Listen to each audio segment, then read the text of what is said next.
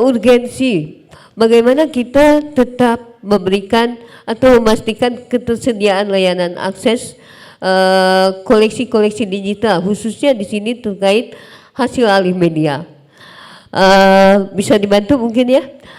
Next, mungkin sebelumnya ada istilah tak kenal maka tak sayang, tetapi setelah kenal hati-hati jangan terlalu sayang. Perkenalkan, nama saya Tuti Hendrawati. Seperti yang Pak Moderator bilang, saya merupakan pustakawan ahli media dari Perpustakaan Nasional.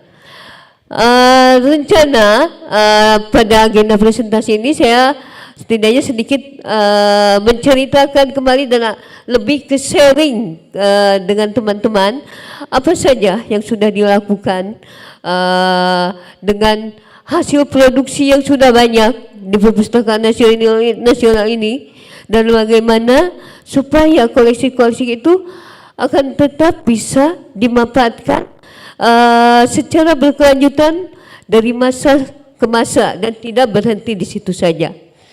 Di sini boleh next. Nah, di sini berkaitan mengenai tentang kurasi.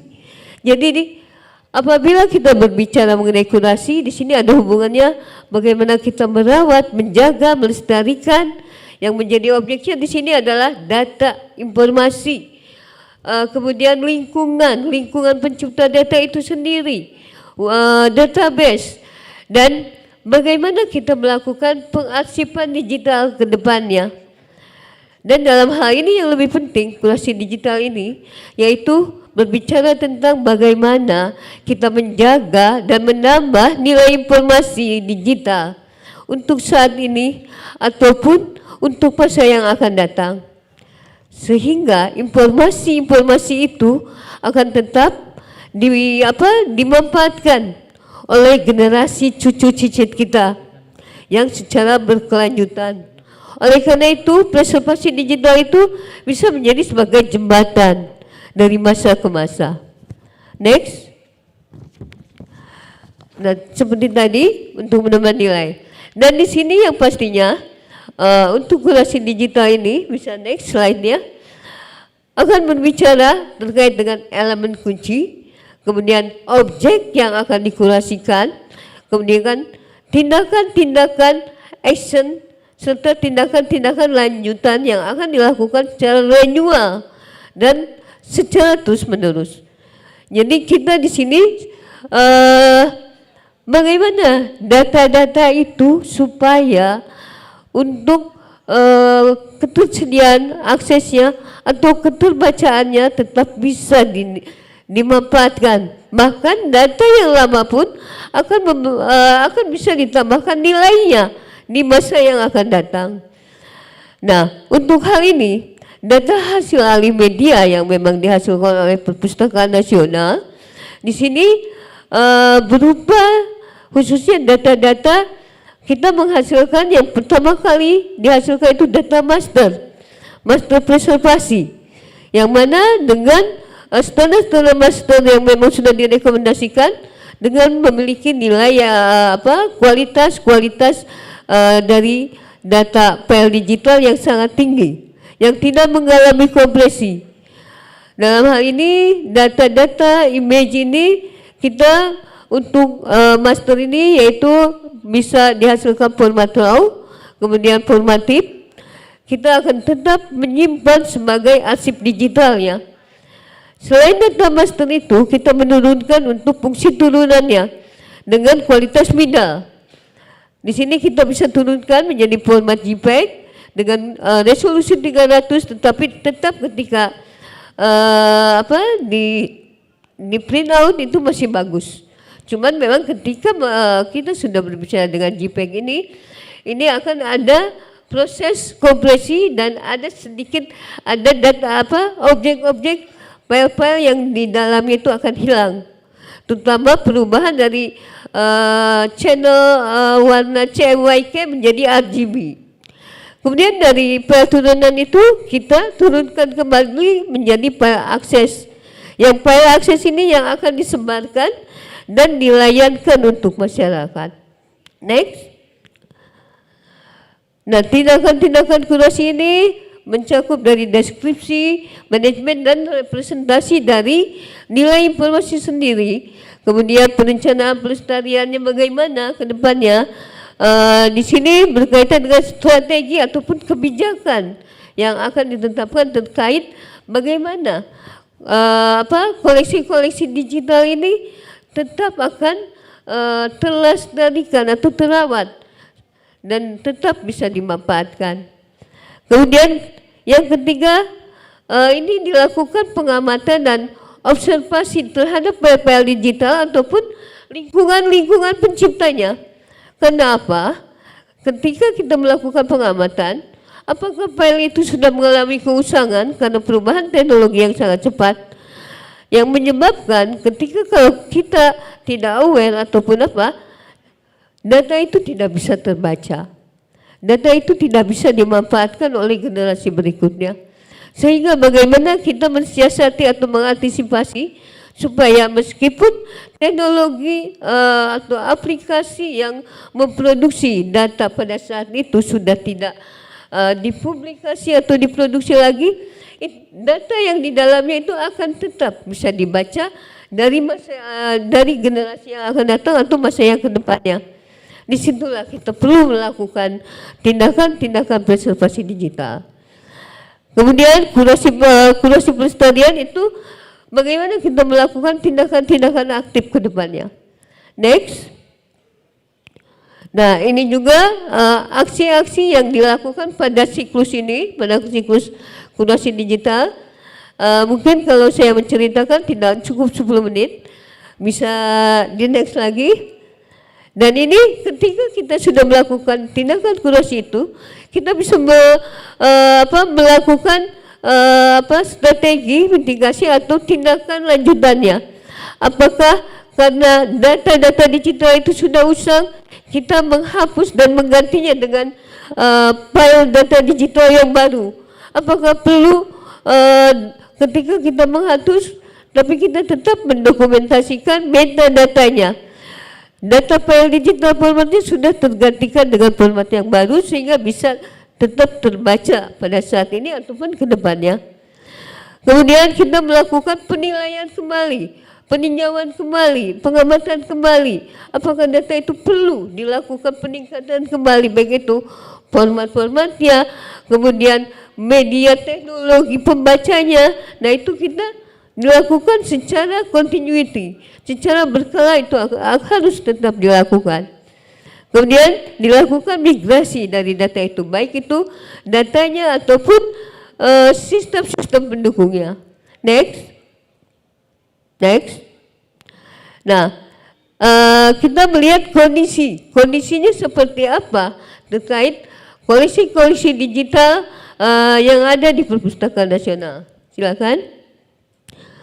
Jadi produksi audio media ini sudah dilakukan 2001, kita terbayang itu sangat banyak, sudah sangat banyak.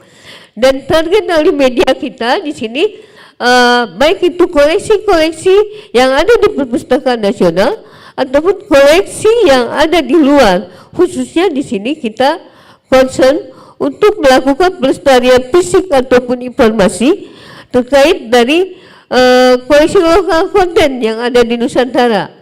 Di sini manuskrip Nusantara di seluruh Indonesia, Perpusnas ini melalui preservasi kita berupaya melakukan pelestarian, baik itu informasi atau fisiknya. Jadi di sini dari sejak tahun 2006 sampai 2022 sudah sebanyak 5.202 judul yang sudah kita alih mediakan. Kemudian berkas data yang dihasilkan tentunya seperti tadi file master, file turunan, dan file akses. Semuanya itu kita simpan, baik itu untuk kepentingan pelestarian, kepentingan aksesnya. Kemudian di sini untuk penyimpanan yang pastinya memang dari kami ini masih keterbatasan untuk dukungan infrastruktur. Jadi kita masih hanya menyimpan pada media-media penyimpanan sementara untuk file masternya. Kemudian untuk file aksesnya kita simpan di database INLIST yang kemudiannya akan bisa dipublikasikan pada layanan portal Kastara. Next. Mohon maaf Bu Tuti, 2 menit lagi ya Bu. Oke. Nah di sini bisa dilihat hasil ahli media sudah sebanyak 403 judul dan kondisinya dari tahun 2007 sampai 2012 itu format file digital yang dihasilkan sudah mengalami keusangan. Kenapa dibilang mengalami keusangan?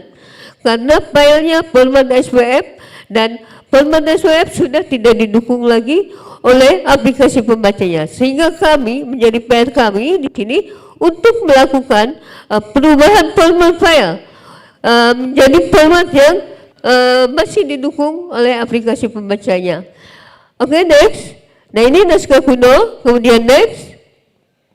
Nah ini dari pemanfaatannya melalui Kastara itu, jadi yang dipublish sudah untuk koleksi digital ini adalah 700.001 eksemplar. Kemudian tingkat pemanfaatannya juga untuk tahun 2022 sekitar 646. Next. Ini alat-alat pendukungnya. Next. Next lagi. Nah, kita juga ada tools untuk mengidentifikasi dari metadata yang memang melekat pada file digital itu, sehingga kita melakukan pendokumentasian dari technical metadata dari setiap file digital yang diproduksi, sehingga ini akan sangat membantu ketika kita melakukan tindakan preservasi digital ke depannya. Next. Nah ini untuk publikasi layanannya. Jadi kita mengunggah melalui English, kemudian akan ditampilkan melalui portal Kastara. Next. Temuan masalah, jadi kami membagi ke dalam 4 besar porsi masalah. Next. Terutamanya dari kesiapan SDM, kebijakan, metode dan teknik, ketersediaan TI. Jadi kesediaan SDM karena preservasi digital ini memang di Indonesia ini masih sedikit yang menjadi acuan kita, rujukan kita.